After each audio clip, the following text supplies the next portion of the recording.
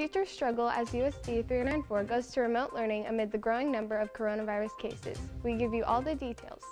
And it was a highly successful fall sports season. We break down every sports accomplishments.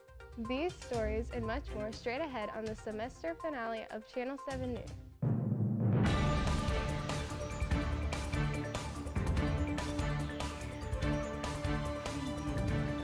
Hello, I'm Tegan Belcher, and welcome to Channel 7 News. Dylan Krause will join the show shortly. On November 16th, the Rose Hills School District made the decision to go remote learning due to rising number of COVID-19 cases. After Thanksgiving, the primary and intermediate schools went back to in-person learning, while the middle school and high school remained remote.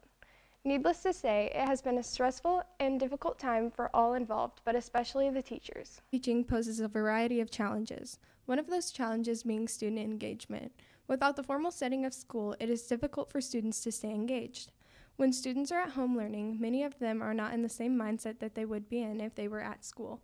This challenges teachers to find ways to keep students engaged and focused on school, even when they aren't in the formal school setting. You know, it's hard getting their engagement when they don't really have to be in school. They don't have to be in that formal setting, you call it, and it's just, you know, it's hard. I understand it the same. You know, you don't want to be, if you're not at school, then you're not in the same mindset. Redinger voiced concerns about the face-to-face interaction that would be lacking if the remote teaching is long-term. And you're able to see them face-to-face. There's a lot more engagement, and that's the biggest thing that I would say that I'm nervous for if we decide to go remote. Ryan Hill, the industrial tech teacher, perhaps has one of the most difficult jobs amongst the staff. In Hill's classes, the majority of the work is hands-on, which is hard to do while remote. However, Hill does have some topics that he has to cover that do not require the hands-on involvement of the students. It is fairly difficult to do the hands-on portions that we enjoy in my type of classes, but there are a number of topics that I have to cover that we can't necessarily do hands-on, so it requires some sort of presentation or book work, and those aspects is what I try to hold off and keep for when we have to go remote. One of the hardest parts of remote teaching is the relationships between the students and teachers. While in person, it is easier to bond with the students and get to know them on a personal level. While remote, the screen is the divide and poses challenges for the connection that students make with their teachers. The hardest part is just not being able to interact personally with the students and get to know them, you know, on a personal level, and you know, not have that divide of a screen and that distance, and kind of just the interpersonal stuff, and then you know, getting to work with our hands and produce things, and because the products that we make generally make us, you know, feel like we've accomplished stuff throughout the year. So you know, not getting that is one of those disappointing aspects. Be sure to stick around, as later in the show, Tegan sits down with District Superintendent Randall Chickadons to talk about the thought process behind the decision to go remote, as well as what next semester might look like. In other school news, in early November, the Rose Hill High School Band Department received a pleasant surprise. Thanks to a teacher at the high school, it was a gift that signified the commitment to the band has to the high school. Rose Hill High School's band program received a check from Charlie's Car Wash for their great work in the community. Nate Hills, Rose Hill High School's band instructor, said that a fellow staff member nominated the band for the check. We got nominated for the Charlie's Car Wash check by another teacher here in the school, Ms. Kathy Reef. She nominated us because of the excellence that the band has exhibited over the years and the contributions we make to the community. Hills says they will be using the check to further student opportunities in the classroom. We plan to use this particular check to get additional classroom materials that will allow us to continue on with that tradition of excellence. Dylan Krause, Channel 7 News. More accolades were given to a specific member of the band. Thomas Smith has the story on Rose Hill High School senior Audrey Stanton. Audrey Stanton is a senior student here at Rose Hill High School, and she recently received a grant from Cake. I talked with her about this celebratory subject. I had an interview with Cake, and they interviewed all the nominees for it, and then they decided to choose me. I was really happy and excited because I didn't think that, because I had just started Caremore, so I didn't think it would get that big to where someone would nominate me for that. It's going to help like get more care packages out and just provide the comfort to kids that are dealing with like chemo and stuff in the hospitals. They were really happy for me, and now we're all just trying to figure out like where we're going to put the money and try to figure out like the best place for it. So they're all really excited. With people like Audrey Stan getting grants and scholarships, it's nice to see that high school students have a bright future ahead of them. Tom Smith, Channel 7 News. Coming up next, the high school drama department has yet another successful production. And later in sports, the girls' cross-country team enjoyed its best season in the school history. We'll be right back after the commercial break.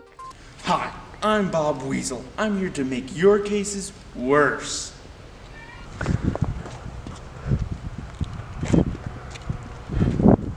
Why should they hire you? Why should they hire me? Because I'm a defense attorney, and see that man? He's on the death row. He's going to die in 15 minutes. You're welcome. So come on down and hire me. You're the person that put my dad in prison. Yeah? We hired you. Cut now. Come in. Oh, hey, we're going to see our happy customer over here. We put her in prison for loitering and littering and being nice in general.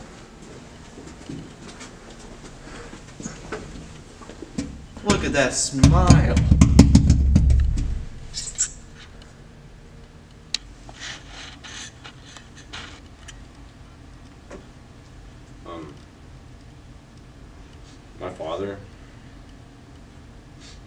My father was standing outside his local bar, as he always does, and he was just loitering, I guess. And well, we hired this lawyer because they said it was real and intense or whatever, but he's going to jail for life.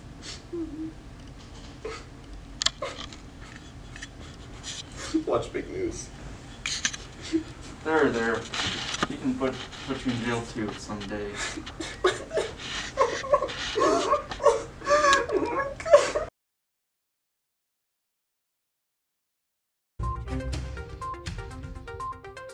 Welcome back to Channel 7 News. The drama department pushed comfort zones as much as ever this fall. But ultimately, in the end, She Kills Monsters is a story that we all can relate to. Ace Robert has the story. Semester production of the Rose Hill Drama Department is a play called She Kills Monsters, directed by the new drama teacher Mark Blauser. The play was set in 1995 and is about a girl role-playing Dungeons & Dragons with her friends. This turned out to be a much trickier show than we had otherwise planned.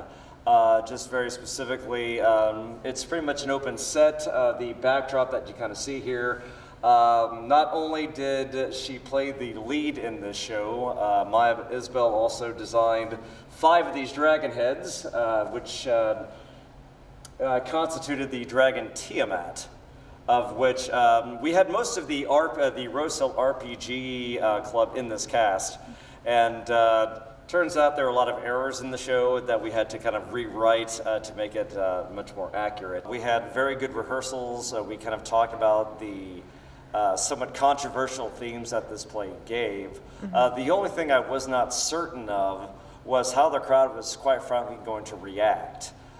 This show, besides being about Dungeons and Dragons, did talk about, in terms of human sexuality, talked about, homosexuality very specifically.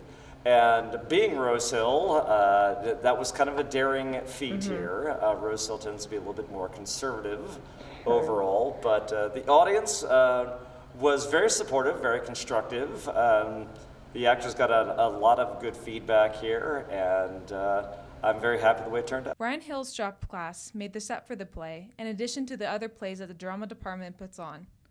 Maya Isbell also painted the set for the play. Mark Blauser ran the sound booth and set up most of the lighting with Anna Noosh. Taking away from it, if quarantine actually shuts down and they let people come back to school, we got a really good cast to do a lot more shows this year, which I hope to do. Aislinn Robert, Channel 7 News. Every year, Rose Hill High School recognizes those who have sacrificed so much for our freedom. Becky Evans, the school's facts teacher, has organized assemblies in years past so the student body can give the proper thanks and gratitude towards those who have served our country.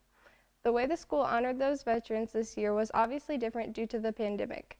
Still, Evans knew the high school had to do something for Veterans Day. we were thinking about doing it this year, but obviously with COVID, we're not having assemblies and things, so we just wanted to make sure Veterans Day didn't go by with no acknowledgement, because I think it's an important day to remember those who have served. Coming up next, Tegan sits down with Superintendent Randall Chickadons, so don't go anywhere. This is our second year of VEX Robotics. The purpose of robotics is to have some fun building a robot. And in this class, we're building a robot, we drive and program, and then eventually we go to a competition with our robot.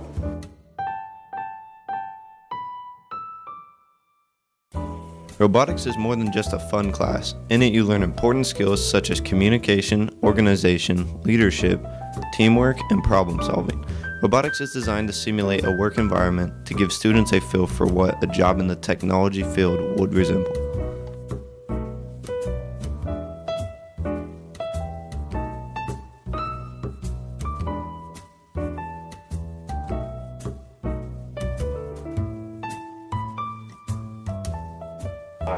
I signed up because the class gives a job-like feel. It allows you to kind of get some experiences, and robotics in general is a very innovative job. It allows many different places you can go for that. I thought it was just a really good class.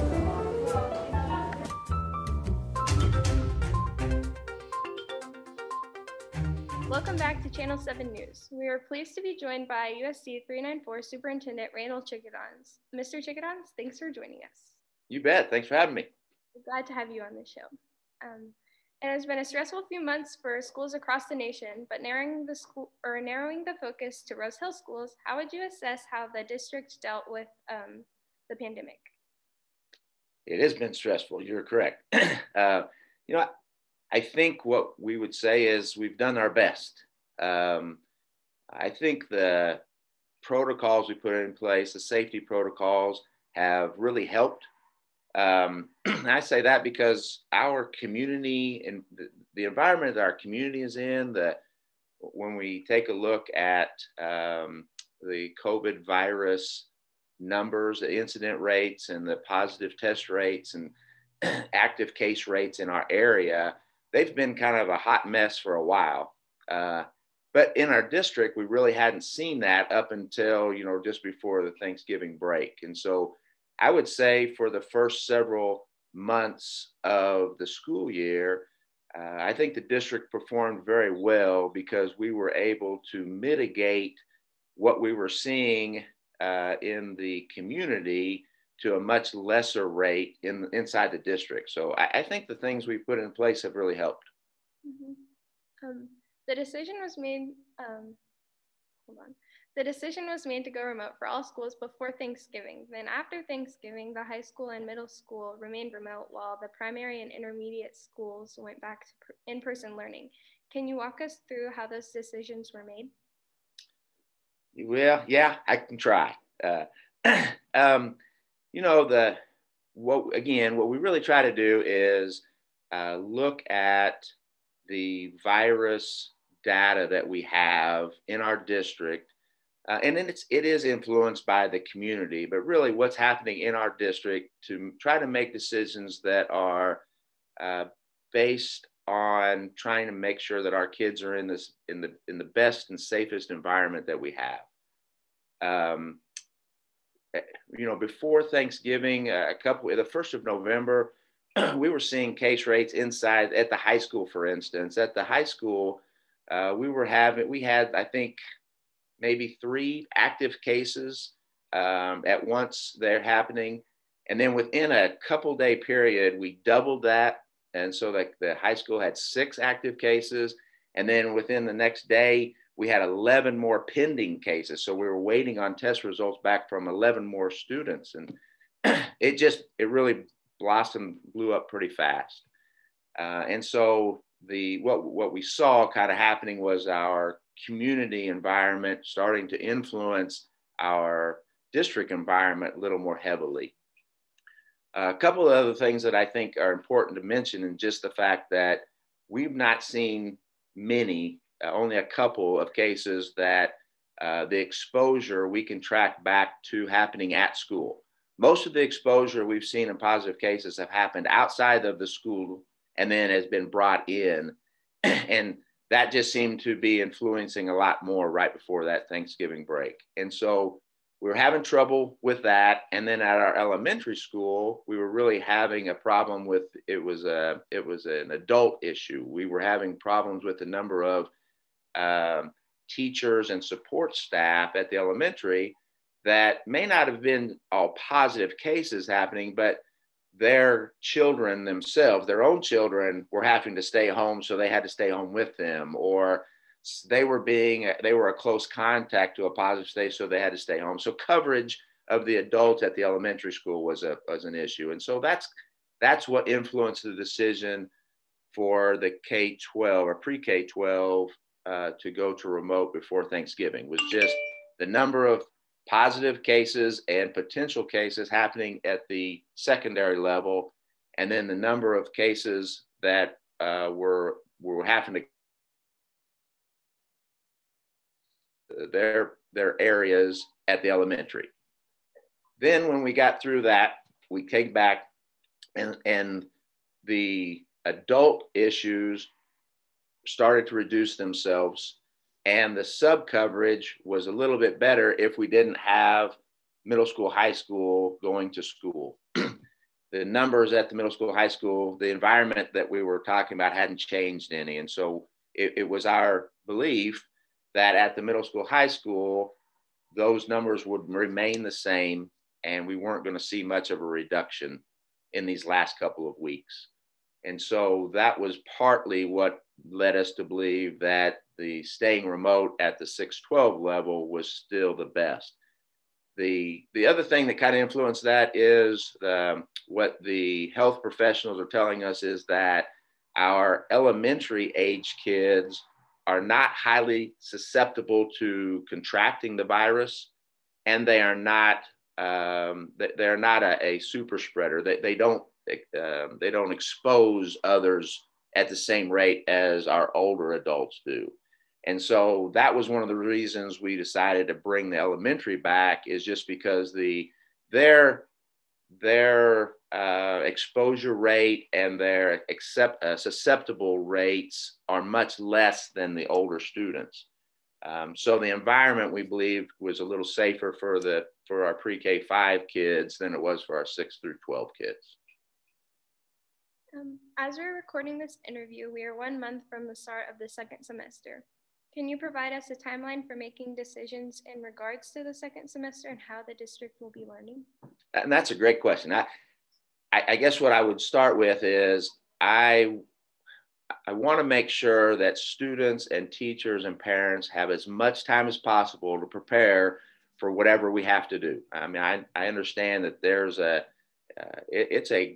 it can be a great burden on all of the people involved, depending on what the decision is. And so we want to give as much time as possible. So that's our first thing.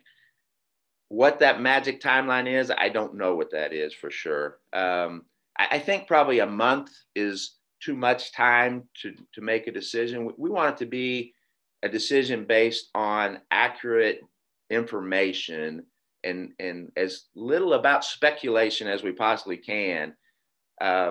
Although it does take some sense of a crystal ball effect to decide what's happening in the future. We want that to be as much pertinent information as possible. I think probably a month away is probably a little too much. A couple weeks is better. So the closer we can get to the start of that school time, the better it is. But we know that we've got the winter break time period here that's going to affect that time frame a little bit. So that's one of those things that we'll try to make a recommendation coming up very soon. We have a board meeting come up here in another week with the Board of Education. And our intent is to have a recommendation for them so we can have some discussion and hope that maybe we've got enough pertinent information that something could be made before we would go to winter break. That would be our goal. I can't say that would happen. And I can't say that if the community's virus data worsens and really tanks, that the decision we make now couldn't be changed over the winter break. So it's again one of those crystal ball kind of things, but we want to give as much time as possible, but I would really like for us to take a look at the most pertinent information. Thank you so much for your time, Mr. Chickadons. Have a Merry All Christmas right. and Happy New Year. Thank you. You as well. Charlie Black is coming up next with sports, so don't go away. Residential carpentry, intro to industrial tech, cabinet and furniture design, architecture design, and drafting CAD are all part of Rose Hill's industrial tech program taught by Ryan Hill. These classes provide students with knowledge of industry standards and to build and fix them. Students acquire skills and knowledge they can use immediately. Some of the students who take Hill's class attend trade school after they graduate and translate that to successful careers. Hill uses his expertise from industrial technology and robotics, as he is the co-sponsor alongside Leanne. The Rose Hill High School Band has a new director, Mr. Turner, with returning director Mr. Hills. They direct marching band first semester and pep band second semester. Marching band plays at all home varsity football games, while pep band plays at all home varsity basketball games. The theme for this season is Fuego, or fire in Spanish. They're looking forward to the new Latin theme music. This year will be undergoing great changes for the band, including new uniforms. Be sure for your next semester you enroll in band at Rose Hill High School. In 2011, the Rose Hill High School football team won a state championship, but since then it has been a struggle to win just a couple of games. That'll change this year. Bowden Whitted has a story on the Rockets' first winning season in a decade. The Rose Hill Rockets have had their first winning season since 2011. They started off rough, losing their first 3 games, but came back to win the next 6 straight. The Rose Hill Rockets also beat Mulvane in the first playoff game since 2012. Now let's take a trip to the end zone where the Rockets have been a lot this year. This is where the Rose Hill Rockets have been a lot this year, from star athletes like Bryce Bichler, Spencer Nolan, and Bryson Evan. I think definitely our seniors stepped up and were leading us really good, so I think having some good leaders was a big step for us. It's a great turnaround year for the Rockets and many more years to come. I think we just got to get in the weight room. Next year seniors, us juniors, we got to step up, lead what the seniors this year left behind. So. The Rocket football team has had a year that to many would consider a breakout year. Many senior leaders stepped up to lead the team with help of new coaches. I think we just got a year older with a lot of our guys. A lot of guys improved, as you usually do over high school. Had some guys grow up, and some guys surprised us, worked really hard in the offseason. And so, it just gelled a little bit more. Winning is a process, and so, as unfortunate it is for the guys that went 1-8 3 years ago, that was a step we had to take to go then 3-6 and then 6-4. And so that's just the process we have, and now the expectation is to continue to be better as we move forward. This excites fans and leads to hope for more better years to come in upcoming football seasons. Well, I think they added a lot of value. We missed the coaches we had. Coach Barnhart was a mainstay for many years, and Coach Foltz, older Coach Foltz, had been here before and brought a lot of knowledge to the staff, and so we missed having them guys. But Coach Cordova and Coach Jenkins brought a lot of energy to the program. Coach Jenkins brought a giant stereo, which might have been one of the biggest things. But they brought a lot of fresh ideas. Having Coach Cordova move over to offense and having 4 offensive coaches, I think, helped our offense. And that they brought a lot of energy and knowledge, and we're always going to bring good people in here to work with the Rockets, and so we were lucky that they were available and able to come coach with us. Bowden Whitted, Channel 7 News. The middle school girls cross country program has been highly successful for the past few years, so the time was coming for the high school to experience the same kind of success. Madison Hayes has the story on the Rockets' history-setting season. On Saturday, October 31st, the girls cross country team traveled to Wamego for the state meet. They placed 6th, which is the best in school's history. We talked to Alexa Marshall, a freshman, about the season. Towards the end of the season, we started doing really good, but we lost a lot of people because of quarantining and injuries and stuff like that. But I'm really glad that we did as well as we did at state. A contributing factor in Marshall's success is that she was a gymnast for 12 years, which may have helped when it came to the race. On paper, yeah, I mean, we're going to do pretty well just because of the talent that we had back on the girls' side. And we had some ups and downs, and we just finished it off at the right time, at the right part of the season. We also talked to head coach Brandon Barger, and he had high expectations for the season. He also said that Marshall originally did not want to run, but it ended up being one of those love-hate relationships. She did well for us, and she kind of caught along to being our first runner and wanted to be the first runner, and I think that is going to help us in the long run, especially with our future. Madison Haynes, Channel 7 News. Similar to the football program, the boys soccer team has been mediocre since they won state in 2015. But this year's group of mostly seniors has been playing together on varsity since their freshman year. So it wasn't much of a surprise when they won 16 games and made it to the state Final Four. Senior Sam Hensley said the unique preparation in the preseason and offseason paid off.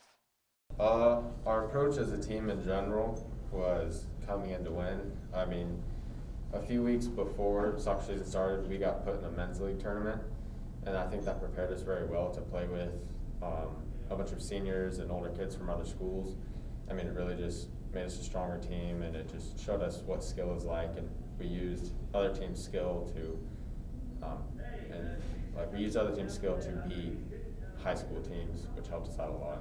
Tegan, back to you. Thanks, Charlie. That is all the time we have today. Be sure to check out Rocket Productions on Facebook, Twitter, and Instagram. On behalf of everyone here at Channel 7 News, have a happy and safe holiday, and we'll see you next year on Channel 7 News.